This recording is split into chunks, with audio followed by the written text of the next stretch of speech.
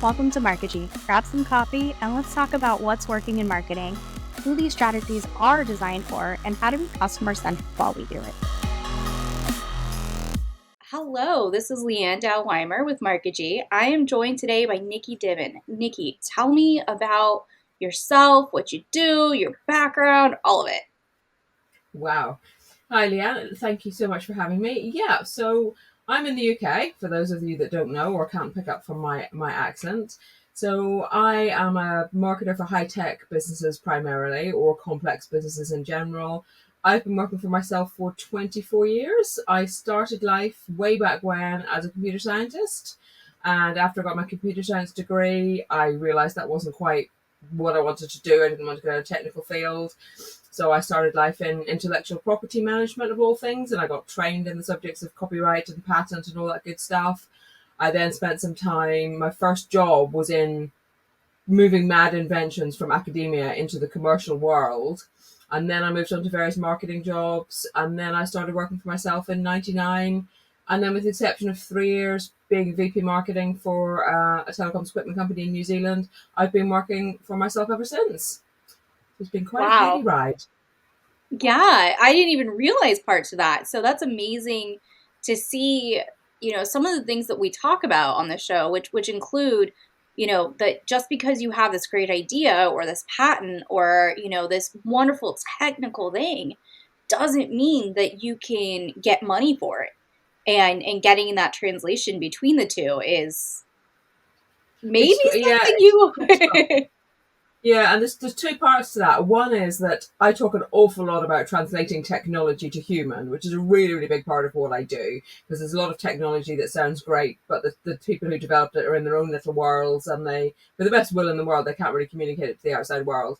And then the second half of that is that there's this kind of continual, argument about, is it idea, is it execution, is it idea, is it execution? And I feel like sometimes I'm the only person that goes, you kind of need both, and you need them both to be good, because either without the other is of absolutely no use whatsoever. Yeah, yeah. I mean, I couldn't agree more. It's if you have all the ideas in the world, but you don't do them, doesn't matter. And if you're doing something stupid, you're just doing something stupid, guys. Exactly, you might be doing it really well, but anyway. But then it's really weird because I do all the personality profile tests that I absolutely love. I've done way too many, and I'm going to have to stop. But they all actually, whichever one I do, they come out with me being two extremes. So one is like with the Belbin team roles, I'm like the creative, dynamic person at one end of the bell curve, but I'm also the implementer who actually gets stuff done at the other end of the curve. So that lends itself really nicely to what I do, for a living, because we've got to be able to diverge and come up with those really great ideas, but then we've also got to converge and make a plan and do stuff. So I never have the technical ideas. That's not my job. But from that point on, I have the strategic ideas, the marketing ideas, the business ideas, and then get to a point where we can actually execute, not just keep talking about it forever. But hey, I mean, the world needs more of that. That's how we get stuff done. Mm. So I love hearing that. When when we had talked before about what we were going to talk about on this episode, I think that one of the things that really stood out to me was how you took all of your complicated experience and you really used it to kind of let go of these shoulds and woulds and scripts.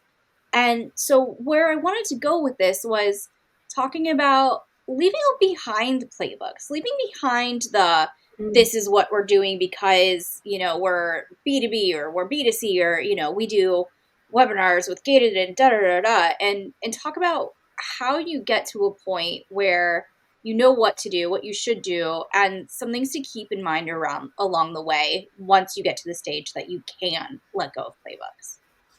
Yeah, So I think that's really, really interesting, because there are a lot of playbooks, and don't get me wrong, when I say I'm not a textbook marketer, I do not mean I have an aversion to textbooks in the least. I mean I have hundreds of textbooks, And that's why I can then go off book at that point, because to my mind, there is no one right way. There are lots of wrong ways, but there's very rarely one right way. And so what I really like to do is, with everything, start with a blank sheet of paper, and then you go, all right, we need a bit of this and a bit of this and a bit of that and a bit of that and this paragraph and this sentence and these frameworks, and then you squidge them together in a way that is unique to whatever it is you're dealing with at the minute.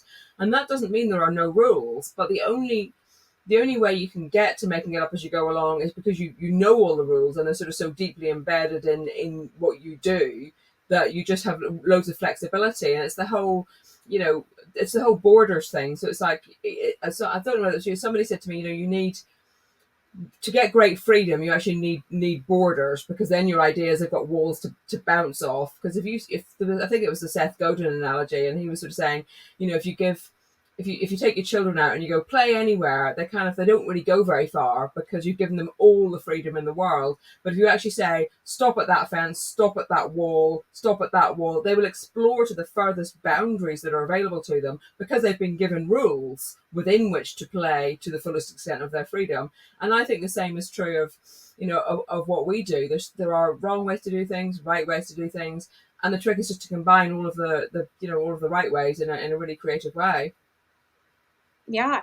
What comes to mind is almost this like vision of you with like a chef's hat and being in the kitchen being like, look, you can never replace sugar with salt. You just can't. That's a rule. Yeah, But what you can do is put a little bit of this and a little bit of that and come up with an amazing, unique recipe that tastes delicious. Like absolutely. the internet's full of like a gazillion ways to make potatoes. Like there's just you can make a potato, but there's not just one right way. There's definitely wrong ways. Yeah. Don't eat raw potatoes. That's gonna poison you. Well, But quite. And funnily enough, I did a whole post, and I said, I watch a lot of cooking shows. I kind of went, don't judge me. And then I went, yeah, or do. But, but the other part of that is exactly that. It's like, if any cooking show you watch, what do they always get kicked out for? They get kicked out because they can't poach an egg properly, or they can't scramble an egg properly, or they can't make an omelette. And that's the thing. You can't do all the fancy schmancy stuff until you have nailed the basics. And pretty much on every cooking show, they get kicked out because it was a bit of basic something that they didn't nail. yeah, So the fanciness counts for nothing if you haven't got the substance and the rules and the foundations from which to start. that's a beautiful way to describe it. It's like pasta, right? Like if you can't cook your pasta, it doesn't matter if you hand rolled like gnocchi or ravi. It doesn't matter what you did. And it's same, to your point, the same is with marketing. If you can't like talk to your customers in a way that matters to them, where they're at, that answers a need, then it doesn't matter how many fonts, colors, videos, Yeah. channels, any of this that you do. You're just talking to No, no it doesn't even matter how good your technology is. If you one. can't explain it to the world, you can have the number of technologies that failed, even though they were better. It's like take the whole Betamax, VHS argument that, went on quite a long time ago. Now I'm really dating myself, aren't I? Betamax in theory was the better technology, but VHS won out because it just created created the network around it, created the supply chain, created the routes to market, had better marketing, I would suggest. And that's why ultimately they succeeded. It's all about, network externalities and, which basically, you just need everything to line up to make your market work. And so, yeah, even the best technology, even the best marketing, if you don't apply it right, it won't fix anything. Yeah, absolutely. I don't know if our listeners realize this, but this era of green energy cars is not the first. There has been so many attempts at electric or solar or just non fossil fuel vehicles that failed for Mm. various reasons. Same with smartwatches. There were smartwatches that failed before Apple was able to really get it to happen. And now, with the combination of like Apple and Fitbit and Garmin, all these players, I'm sure there's like a Sony in there somewhere, but Yeah. it's all of a sudden, so prevalent that it's almost difficult to get a watch that isn't a luxury watch that doesn't have some piece of tech in it. Um, so, so we've talked a little bit about leaving behind the playbook and really having to understand the basics. what are some risks associated with leaving behind a playbook or pre-existing structure and kind of creating your own that you I see think people do? I think you have to reach a point where you're able to do that, and that's the thing. And I think there's nothing new in the world of anything. Like you're saying, the smartwatches come back around. I mean, I'm now seeing 1990s fashion come back around. And the things that I threw away in the early 2000s, I'm like seeing them in the shops, and I'm like, now what? So you can only throw away something once you know it inside out and have ingested it. At that point you can throw it away, but you can't kind of go, I've scrambled one egg so I no longer need a cookbook. It's only when your cookbook is dog-eared and scribbled on and you've done the same recipes 100 times, that's the point at which you can throw away the playbook. And it's not to be arrogant about it. It's just you reach a point where you go, well, I did that and that didn't work. I did that and that didn't work. This worked because of this. That didn't work because of that. Oh, how about I play with these things? So I think the risk is just either going so far outside the playbook that there never was a playbook for that particular thing you're trying to do, or where you just sometimes trying to be too clever is a really really big risk. And I will continually say that I mean, I've developed my own sort of 8 module framework that I use, which is my 360-degree marketing, and 7 of those things come before marketing plan. So it's the business foundations, the market analysis, all that good stuff. But there's not a single thing in there. I haven't reinvented marketing. I mean, that's not a thing that anybody can do. Tactics get reinvented, absolutely. And one of the things I keep saying is that, tactics are literally just your time-based manifestation of your strategy. People are always going to sell to people. You still always need the good foundations, and so on. And I think that the problem with throwing away the playbook is if you go through them all and then you decide, right, I know the best bits of everything, then that's great. I think if you decide you didn't need a playbook in the first place, I think that's when it starts to get a bit risky, really. Yeah, you got to put your ego aside, and you have to get those reps. It's really tempting, especially if you're a young marketer, which isn't most of this audience, but let's say that you are. If you're a young marketer and you're in your first 5 years of work, maybe kind of keep referencing resources. And and I can say that throughout our careers, there is no point where we should stop trying to learn. Um, Oh no! and I mean, yeah. I mean, even the other day, I was this I did a LinkedIn post, and somebody said, what do you think about the works of so and so? And probably even 5 or 10 years ago, I would have gone, oh, I should know who this person is. I should be able to reference them. I should have to go away and look at what they've done so that I can talk intelligently about them. And I actually just reached a point and I went, I did look them up because I thought, well, I didn't look up to see who this is. And I realized it was a B2C marketer, which isn't what I do. I purely do B2B. And I literally reached the point where I could actually say, oh, I haven't heard of this person before. I'll go away and look them up now. At first glance, they seem to be B2C, which is probably why they're not in my world. Yep, sounds great. So you're never at a point where you will know everything. And I love learning. I love it when somebody says to me, have you heard of so-and-so, or have you read this book, or, what do you think of this approach to that? Because if I know it, then I can go, yeah, and therefore I've got an opinion on it. If I don't know it, then you reach a point where I think you reach a point where at the early stage, you're happy to admit you know nothing. And then you go through a stage where you're like, you sort of this sort of semi-arrogance where you feel like you know everything. And I think you come out the other side of that and you realize that actually I'm never going to know everything. And so it's perfectly okay to go, haven't heard of that person, I'm going to go and look them up. Or, oh, I like that idea, thank you. And I think it's the bit in the middle that I think is the most dangerous, because you think you know more than you actually know, and you think you have nothing left to learn. And that's a really, really dangerous place to be. it's the Dunning-Kruger effect. It's the curve, Mm, where you think you know the most and you know the least. So yeah, it exists as a real model that's got evidence to it. Which I think is a really great point, is that we have to be self-aware, and that if you start to get overconfident, that's where there's a line. You should be mm, confident what you're doing, but your confidence shouldn't come from you. It shouldn't come from, I am Leanne, I'm the best. It should come from, I've seen this, or I can reference this, or there's these repeated examples of this happening because of that. Um, One thing that I think is kind of like another mistake that I see people do with playbooks is universal application. And I think that just like how you said about the B2B versus B2C, like person that's a expert, is that knowing when to say no is a big part of it. Um, Mm.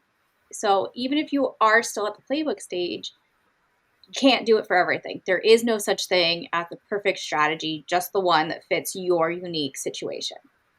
Um, No, I mean that's the thing, and you have to apply a little bit of common sense and some filters. So if you know, for instance, if you know what your if you look at it from a company perspective, if you know what your corporate values are, if you know what your corporate objectives are, if you know what you're trying to achieve, if you know you work back from that, and that kind of gives you a filter through which you can put everything, even to the point where you can kind of go, well, we want to take our business to here, and you can literally look at everything and go, will this take us towards that or away from that, or just leave us where we are?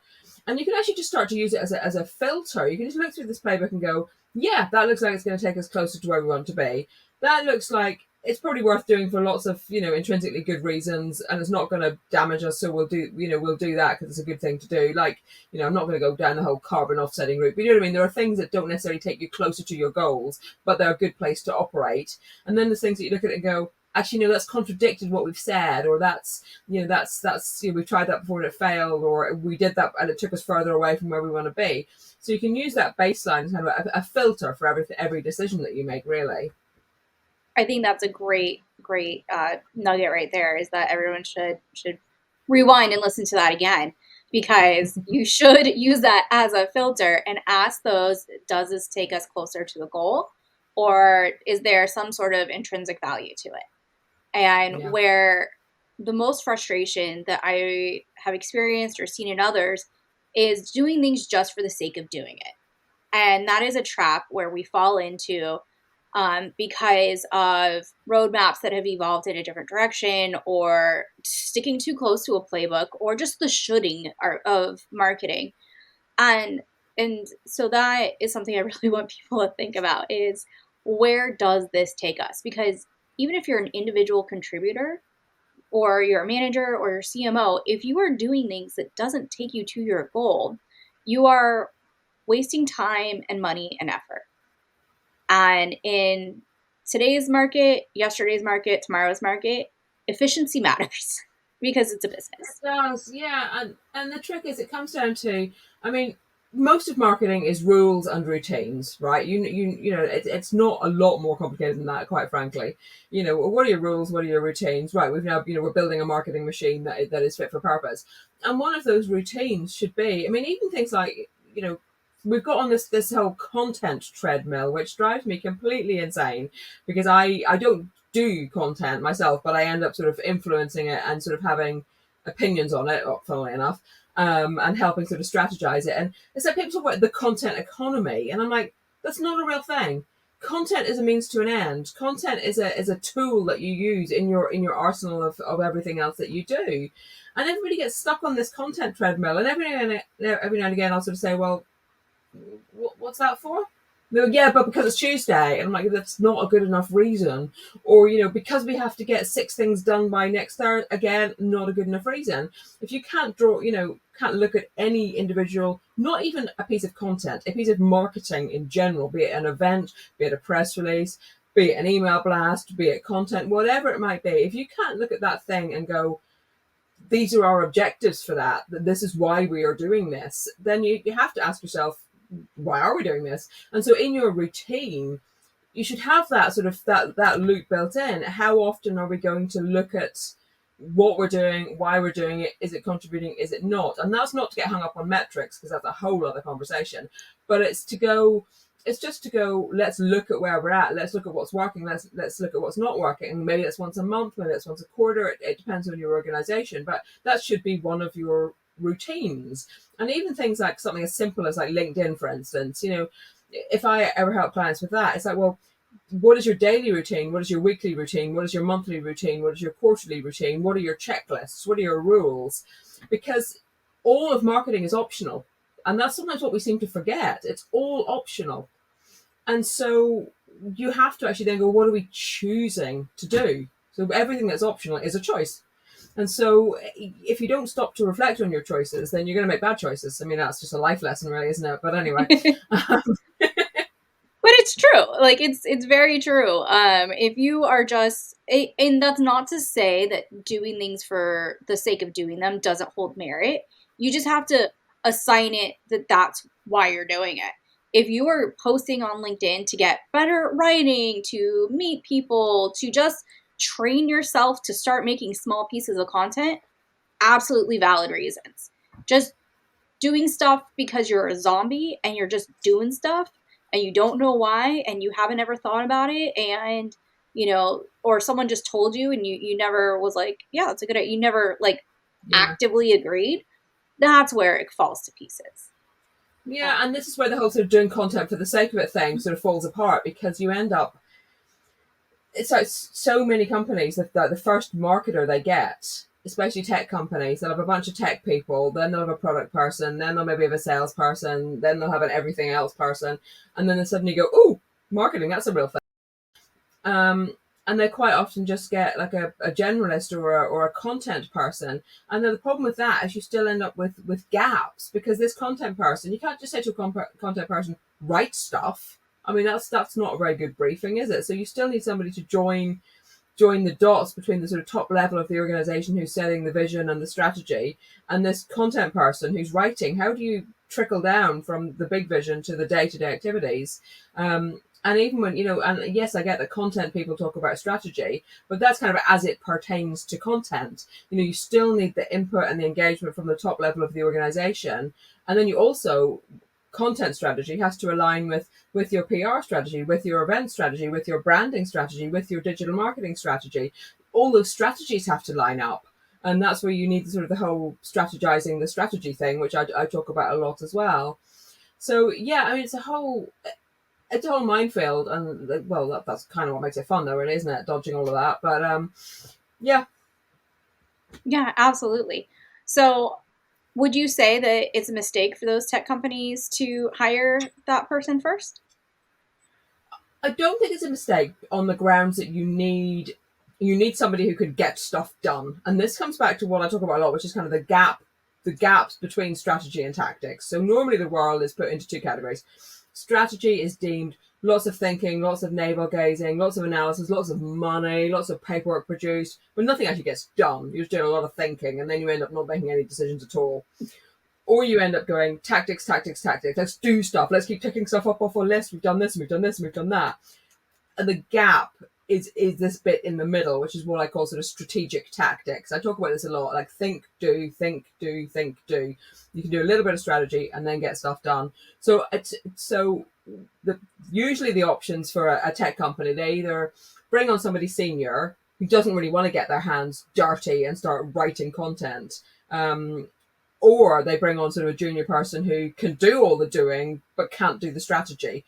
So I think the right answer, really, in my opinion, is to get somebody who's a generalist or a content person, but then have somebody, I was going to say like me, it doesn't have to be me. I mean, other CEO advisors and CMOs are available, but get somebody who can do even an hour a week, even 2 hours a week, who can then translate between the CEO and this content person. So I mean, one project that I did not that long ago, they had exactly this problem. The CEO was the bottleneck. I mean, the CEO was pretty much always the bottleneck. And they had a content person, and this content person was very capable, very competent, very all those things. But you can't sort of write a 2,000 word piece and then put it in front of the CEO and expect to get headspace from that. So what is the process? So what I did was that my job was to create a process. So we said, well, how are we going to get this done? I know I keep coming back to content, but it's partly because it's one of the most definable and understandable roles of marketing. So it's a good kind of like example of marketing stuff to use. So it was like, well, okay, what are we going to do? Well, Mr. Content, you're going to have half an hour a week with the CEO, and you're going to agree what you're going to do that week. And then you're going to go away and you're going to come up with some ideas for content pieces. And he's going to go, yes, no, yes, no, yes, no.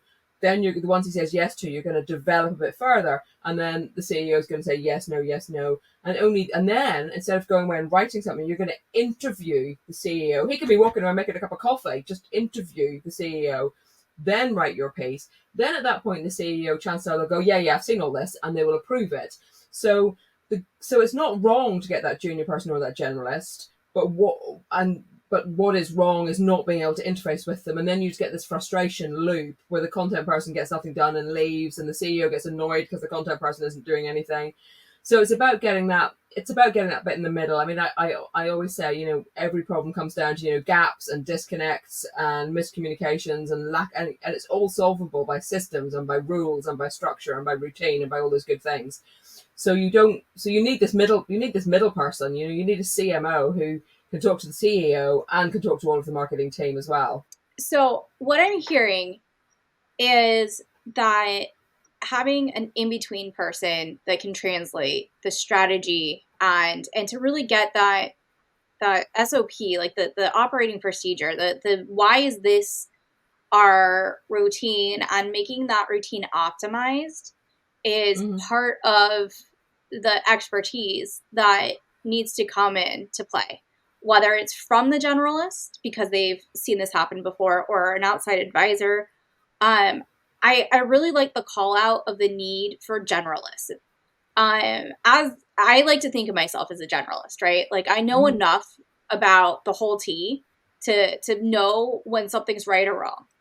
I am not the person that is necessarily pressing the button, but I've had enough meetings and I've looked at enough spreadsheets and I've done enough collaborating with those people to know what's up to snuff and what's just baloney, like where this is This is just yeah. off the road. This is absolutely it. I mean, you can see the book behind me. It's Range by David Epstein, and that's about being a generalist basically. And for a while, I really struggled with the word generalist because the overall impression seems to be, oh yeah, you know a little bit about a lot of things. You're not much use. And then I read a lovely definition which was saying, no, the word generalist, it really relates to a broad understanding of how the world at large works. And I thought, yeah, that I can get behind as a definition. And I'm the same, but I mean, mainly because I'm like really old now, but I can talk to PR people and I know their job as well as they do. I can talk to branding people, and yes, I wouldn't do 100% as good a job, but I'd kind of do like 80% as good a job. So A, that's really good for the strategizing the strategy, and B, it's really important to know, because again, the CEO shouldn't have to brief a branding person and a design person and a content person and a this person. You need somebody who can speak all those languages and translate between them all. And much as I talk about translating tech to human on the way out of the company, I also talk about translating marketing to human on the way into a company, because so many marketers kind of comes back to the playbooks. They sort of hide behind these frameworks. And I'm going to write a really interesting, shall we say, LinkedIn post quite soon about, it's not our job as marketers to teach CEOs to speak marketing. That's our job. Our job is to use these marketing frameworks, use these marketing playbooks, use these marketing textbooks to do their job. And then we come up with the recommendations and the actions and the plans and the policies and all that stuff. And that's what we take into the CEO, not, oh, look, I've just done a 5 forces, I've just done a pestle, I've just done an ounce off. I mean, no, that has no place in the land of CEO. In the land of CEO, it's going, these are our top 10 priorities. And then as a backup, you've got all the why and the reasoning and the decision trees and the frameworks. But you have to talk human to a CEO. I might have gone slightly off piece now. What was your question? But yeah, it's really, as marketers, it's our job to use all of that stuff to do our job and then go in and present the results of doing our job, to top management. Yeah, absolutely. And I love the range definition of being a generalist. Mm. So I think that you really hit the nail on the head on exactly why that matters. Because to your point, let's say that you have someone that only speaks strategy and doesn't speak tactics. You lose the translation and the execution. But also you can't get buy-in on the tactics information from someone that has that's not a CEO's job. It would be nice to have a CEO that understands marketing, but that's just not always the case. And that's No. where you have to manage up. you have to do some education. Yeah, and just it's explaining stuff in a way that makes sense. And then I think the other good thing about being a generalist is yes, you can interface with those layers, but you also know when to stop. So as I was saying, I could do so just take some the real nitty gritty stuff, like like managing a CRM, like doing SEO, like doing cold outreach, all that stuff. And I don't touch that. I mean, that's just not any because you have to. To me, that's binary. You either really, really do that, or you really, really don't do that. You can't dabble in that stuff. It's such deep expertise, and you have to keep your expertise current, and you have to keep learning, and you have to do it all day, every day. It has to be your job. So in that case, the role of the generalist is to brief that person as to the objectives, give them the inputs they need, manage the outputs, tweak as as necessary, and know enough that they know when somebody is talking absolute nonsense to them. So I mean, I can work with a team of SDRs, and I can make sure that on a Monday morning they know what messaging they're going out with. On a Friday we can regroup on the messaging, and we know what worked and what didn't. I can tell whether they've had a good week or a bad week. I need to know whether the numbers are going up or down, but I don't have to micromanage them every day. But I have to know enough that if they go yeah but this or yeah but that, I can spot an excuse or spot absolute nonsense coming from them. So you have to know enough that you can just hold them accountable, I guess, to doing their jobs, but not so much that you would dare to be presumptive enough to do their jobs. I wouldn't even, their level of expertise is just like way beyond mine in those areas, as it should be. But my job is just to, again, interface. I mean, I wrote a whole LinkedIn post about marketing being, the invisible API that holds the whole organization together. We're the interface between all the different bits of it, and we should be invisible. And a sort of a CMO role should be to manage all those different streams of activity, make sure everything gets done, be invisible, but just get everything done. It's not complicated. Well, it's complicated, but it's it falls into the simple, not easy category. It falls into the oof category too, because if you're too invisible, you don't get credit. And marketing as a cost center, we have to play up our own marketing for ourselves, and especially in times of economic turmoil, we have to rationalize our cost. We have to be like, no, no, no, like we do all these things without you seeing how hard it is, but you should know it's like super hard and we're super great at it. It's kind of Yeah, this absolutely. paradox. Um, But that's where your internal reporting comes in. So I mean, when I was VP marketing, I had a conversation with somebody, and they were like going, "Well, I know who the CEO is, and I know who the CTO is, but I don't know who the CMO is. So therefore, marketing's not important." And I was like, "No, therefore, marketing is doing a really, really, really good job." But to me, that's kind of where your internal reporting comes in, because in terms of visibility of that only matters going upwards. So it doesn't matter if the people at the coalface know how hard you're working. What matters is that management, respect and value the contribution that marketing brings to the organization. Yeah, absolutely. And I think that you've got a lot of really great points there. So in terms of leaving behind the playbook, there's so many out there too. So just choosing one is your first battle if you're still using that, you know. But the second part is, that we talked about when it's a wrong fit, but like, what's the future of this? What does this look like for someone coming up through the ranks now, in contrast to when you got started? Some things do not change, have not changed, and will not change, which is what I was saying about, things like analyzing the market. People will always sell to people. Marketing is everything that comes between your company and your customers. That to me will never change. I think what changes are the the martech, the tech stack changes, and to me the tech stack is that's tactics. People will argue it's strategic, but it's tactics because it's tools and tactics. It's stuff that enables you to get your job done, and that to me will change. I think you have to know all the fundamentals, and then I think you have to, if you want to be a deep specialist, I think you have to realize that half of your job is going to be doing that, and half of your job is going to be keeping up with that. So, for instance, if you look now at all the LinkedIn gurus, 2 years ago they were teaching everybody how to use LinkedIn, and they were LinkedIn gurus, and that was how they made their business. And I'm like, yeah, but LinkedIn might disappear tomorrow. So now, have you noticed a lot of them are moving to going, oh, communities is the new thing. We're now going to teach everybody to do communities, and then after communities, what are they going to teach everybody to do? So that to me is a case of, they've picked one thing and really, really stuck to it, and now they're going, oh no, we now need to learn what the next new thing is.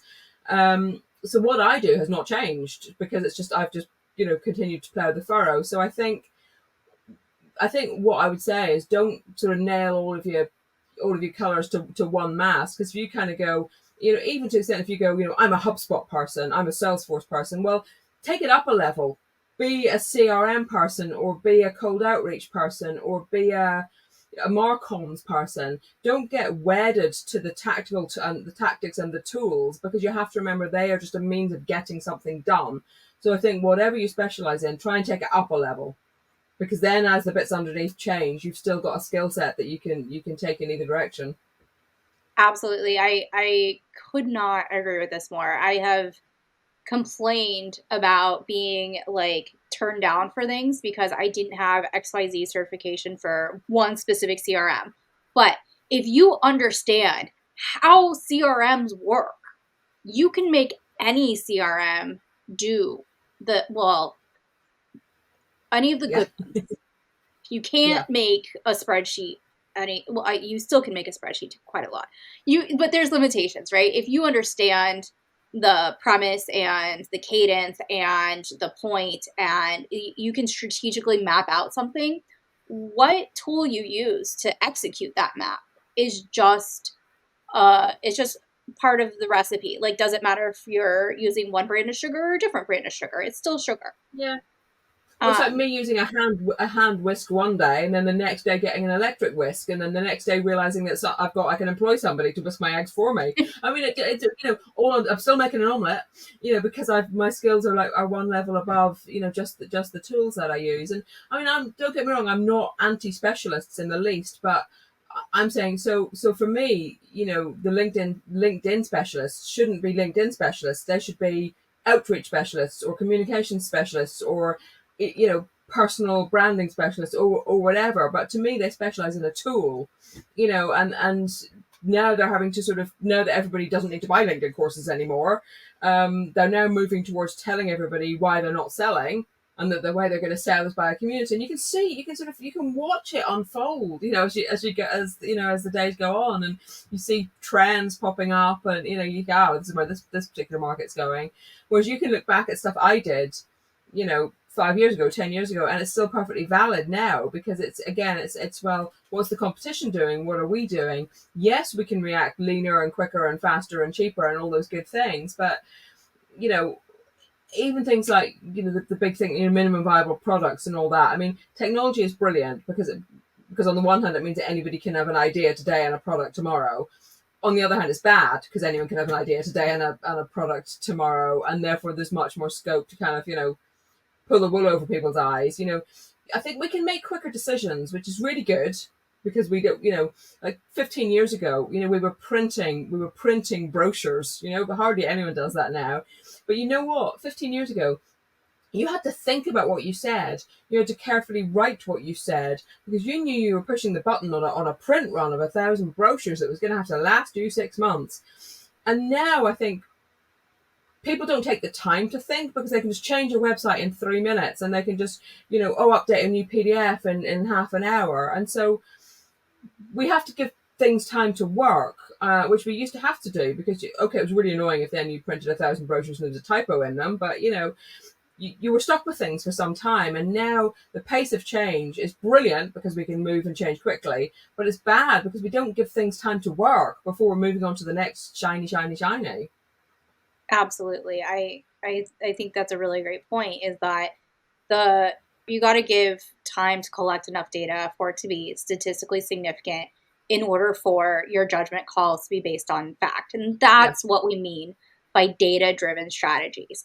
We don't mean Mm-hmm. taking a spreadsheet, seeing some numbers on it, and then twisting that to mean your own personal bias. That is not data driven. That is um, data manipulation. But Yeah. if you only have, and there's some blurry lines, but you have to have the inputs go through the machinations and produce enough outputs for it to be considered something. And sometimes nothing is something if it runs long enough. But Mm. 1 second, 1 minute, one day, typically not long enough. It's not, and even one of the fundamentals of any type of marketing, it takes X number of eyeballs on what you do X times. So it's like the whole, that's why you can repeat yourself, and why you can say the same thing in different ways, and why you have messaging that you use again and again and again. I mean, I've so like this month, for instance, I'm just rolling through the 12 posts that I've done this year that I've enjoyed the most. So hopefully people looking at them have as well. And I'm just taking a month to actually sort of regroup and going through those posts, but I'm now getting comments on this was going, oh, and I'm like, yeah, I said this like 3 months ago. But people don't remember because you're so close to all your own stuff that you think, yeah, but I don't want to repeat myself. And I said this before, and I'll say the same thing again. And I'm deliberately making a point of saying these are my top 10 posts, and I did this one, 3 months ago. But I see people with the same posts coming up again and again and again, and I don't mind that because I'm going, well, at least you're being consistent. So yeah, but I do see a lot of people going, well, we've tried this and it hasn't worked, and I'm like, but for how long? Oh, we gave it a week. Yeah, a what? So you do, and I think 90 days is a good metric for anything really, because it's long enough to sort of get up to speed and then let something run. So I mean, I'm doing a workshop at the minute, and I've been promoting it for nearly 90 days. And if I talk about a product, that's the one that I talk about.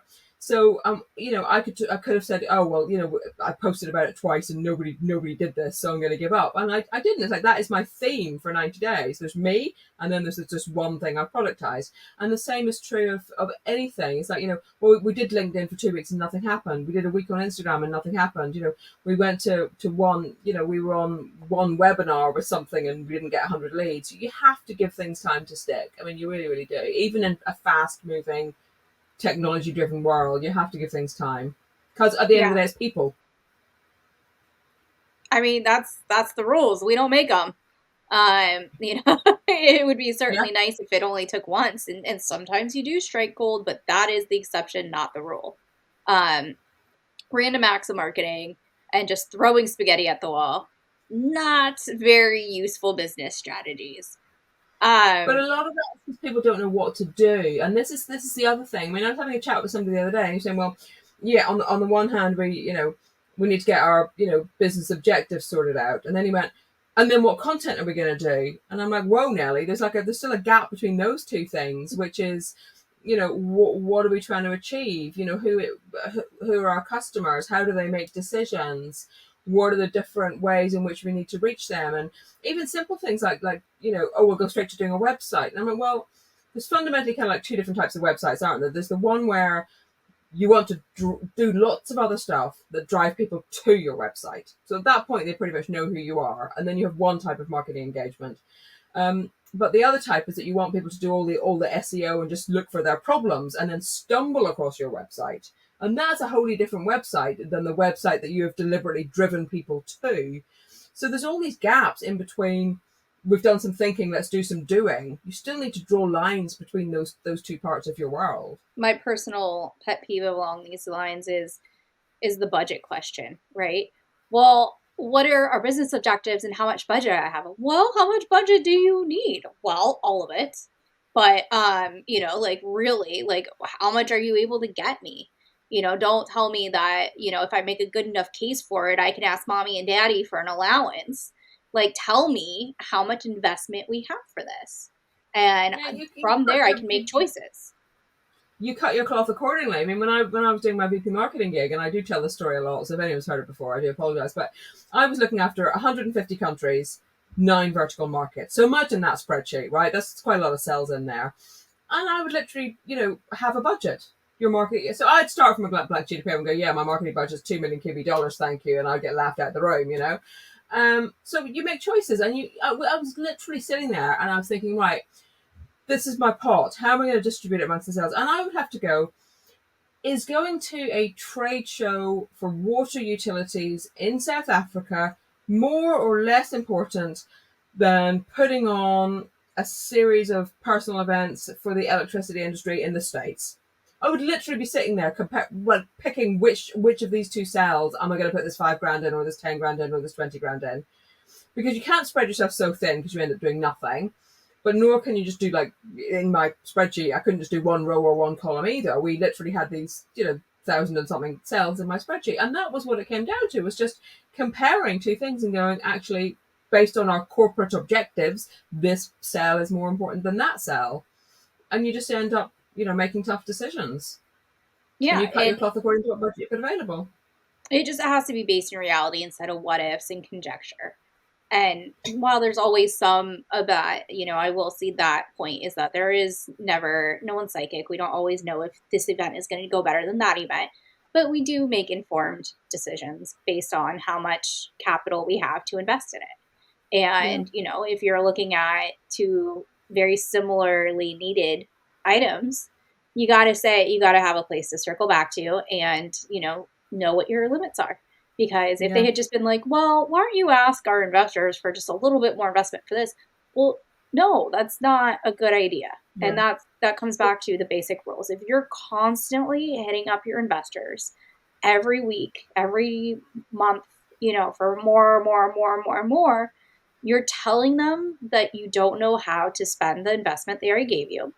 You're Mm. telling them that you have no foresight or planning, and you're just not establishing a, a position of expertise in what you're doing. Absolutely. And I come back to this again and again. It's like if someone says, oh no, we went over our marketing budget. I'm like, well, then whoever's looking after your marketing is not fit for purpose. Next. It's It, not that complicated. You can't suddenly and unexpectedly spend money. When you're spending money. It I, shouldn't come as a surprise to you. I mean that Amazon sure gets us. No, I'm kidding. Yeah, but it's but crazy. It's like it wasn't me; it was the spreadsheet, and I'm like, what now? And so, but also you have to measure things, and I my main metric, which rightly or wrongly, but it worked for me. I mean, we took the company from 12 million to 24 million in a year by doing all lots of clever focusing and prioritizing and structuring and all that good stuff. But it literally came back to so say for instance, events were clearly like a really big part of what we did because it was a really good way to sort of get out there. But it would literally come down to nothing was that complicated. If a sales guy didn't give me any feedback after an event, then the next time he asked if he could go to one, I said no.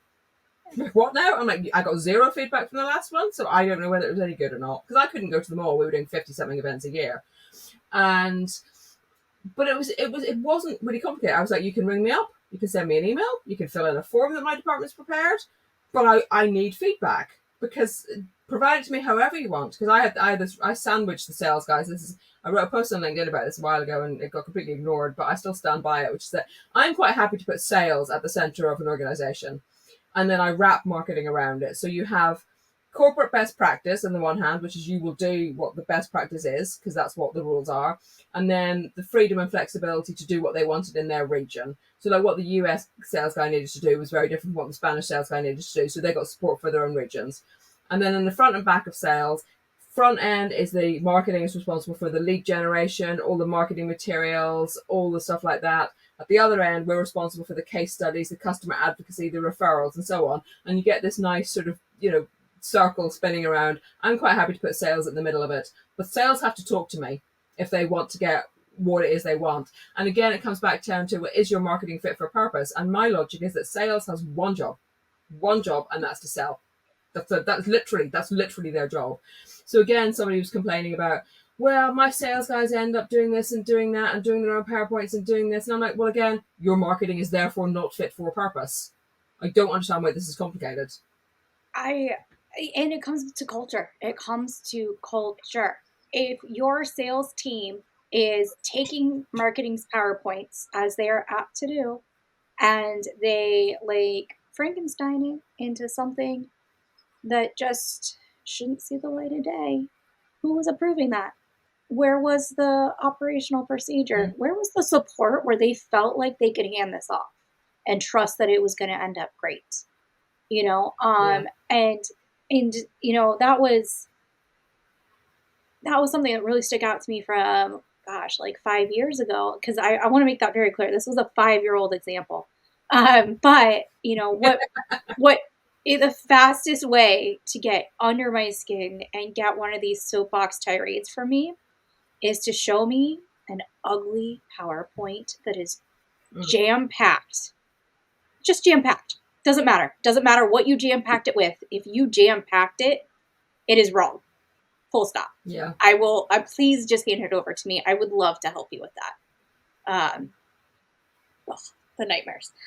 So back to your point Yeah, about it's sales being in the impossible, middle. but it's Yeah. yeah, things should be fit for purpose, and your sales guys should sell. That is literally all they should do.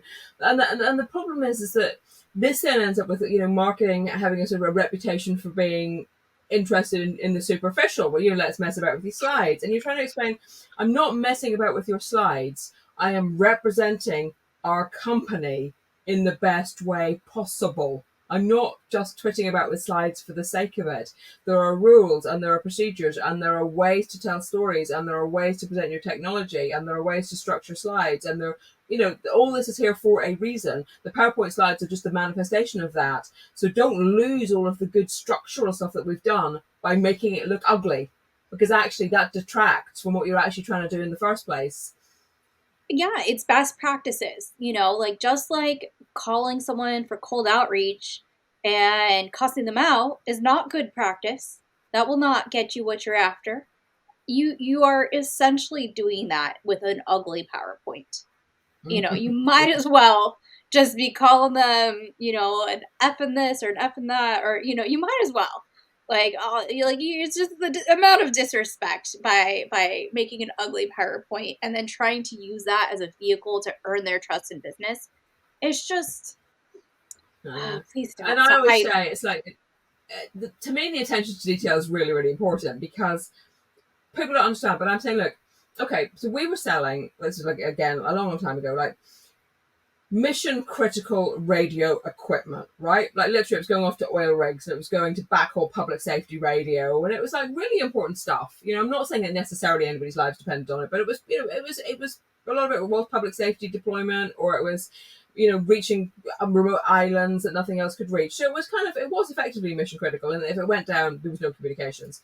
And my logic was, if I can't trust you to spell things correctly and to put your your apostrophes in the right place, and I can't trust you to have, nice looking collaterals that reach the market, how do I know you've put that screw in the right place in that radio? yeah, And that to me, or my, like, even if we looked at like our user manuals, where it looked really good, all our collaterals looked really good, and the content was doing it. When I looked really good, I mean the content was sturdy as well as the packaging around it, because everything that comes between your company and your customers is a representation of what you do. What are your values? If your values are quality, reliability, suitable for mission critical, and you come at me with this like jibber jabber of a flyer, to me there's a disconnect between those two things, and you can't juxtapose them together in a sensible way. So this stuff does matter, and that's what really frustrates me when people say marketing is just the fluffy. I'm like, no, the marketing sparkle is the little bit of fluffy around the substance. That does not make marketing fluffy.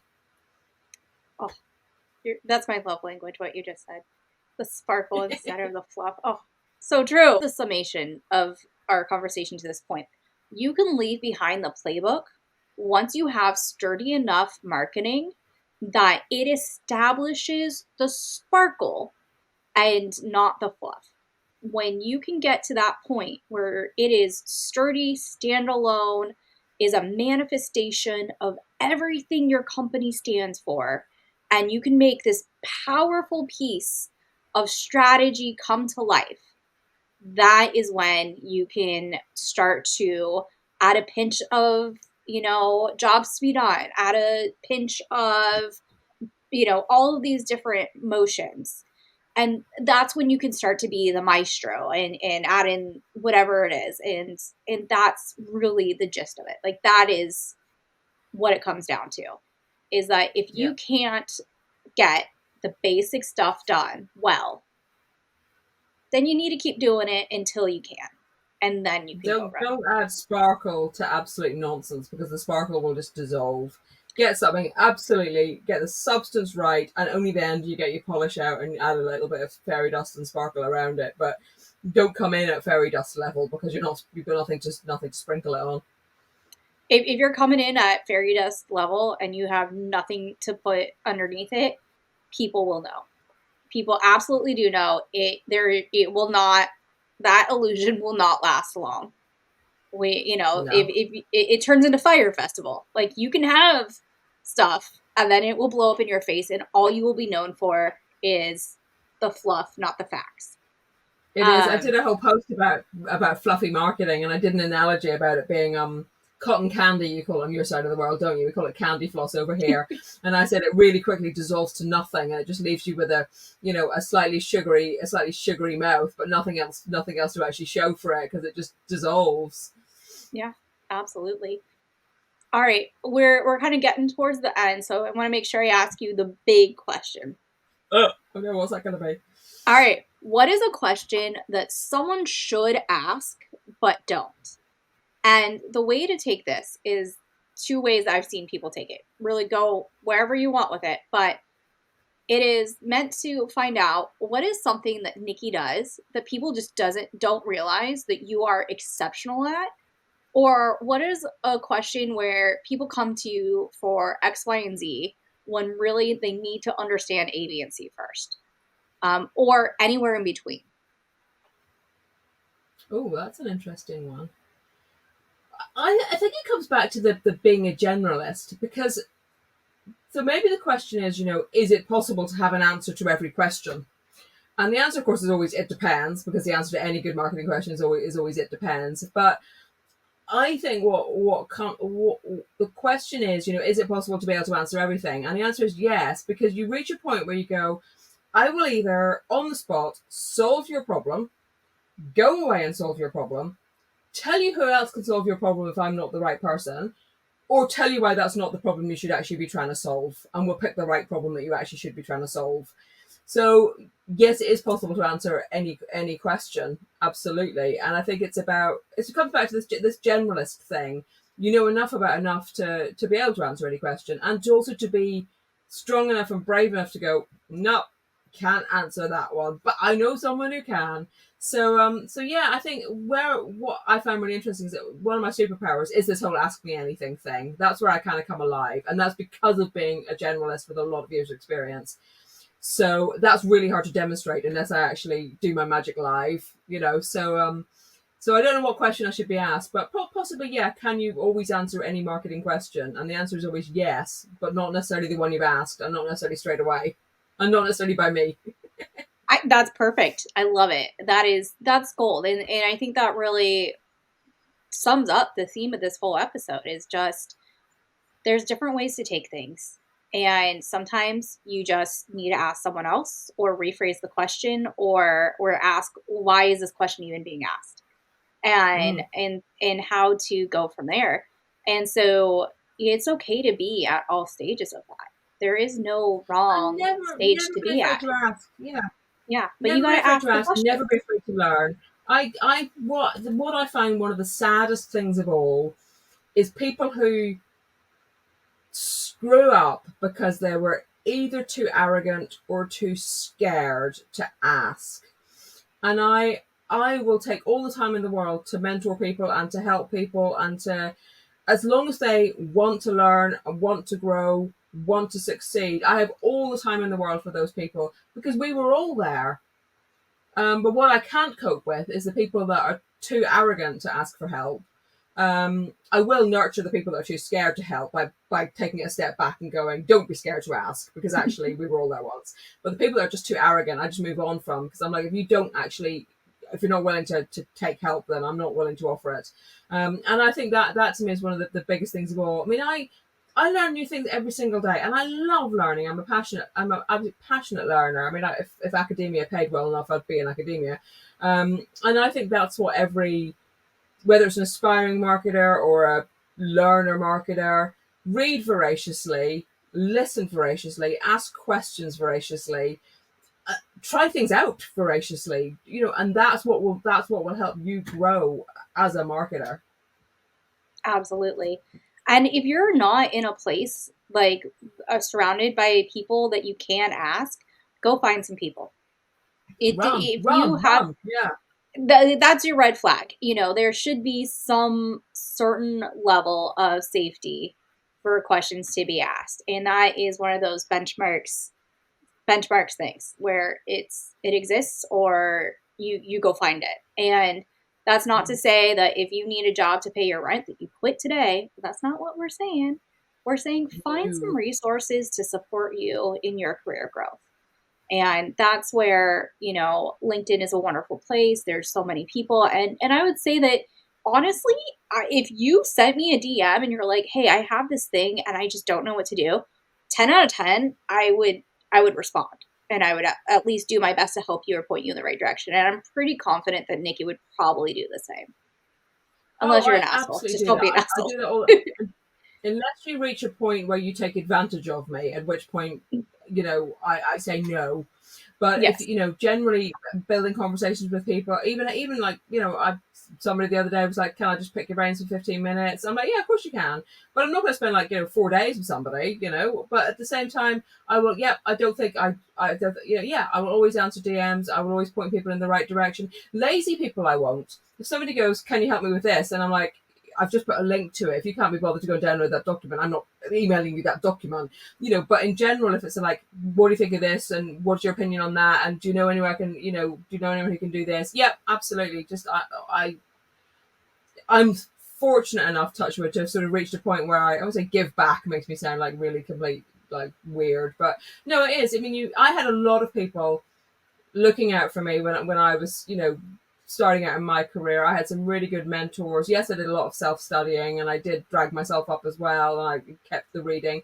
But I had people I could ask. And I think you have to keep giving. And I do a lot of Julia as well. I've done some of the Hype CCCL, which is now Hard Skills Exchange. I've done quite a lot of those sessions because it's lovely, like talking to salespeople who really, really, really want to learn, having those really engaging conversations and those sparks, and seeing them when they go, "Oh," and learning things. And to me, if you can't do that as part of your career, then you've got no place being in marketing. It should be a very giving place.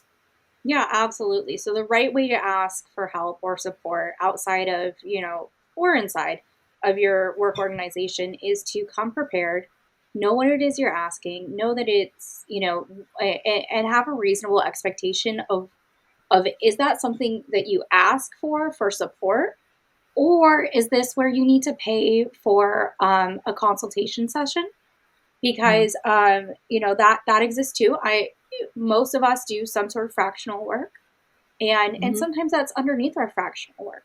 So respectfully understanding what you're asking, what the time involvement is, and what you're hoping for an outcome is, and being able to communicate that will help your search for asking the right questions, or at least being open to the feedback when you do ask questions that it might go in some of those directions. It might be like, Yeah.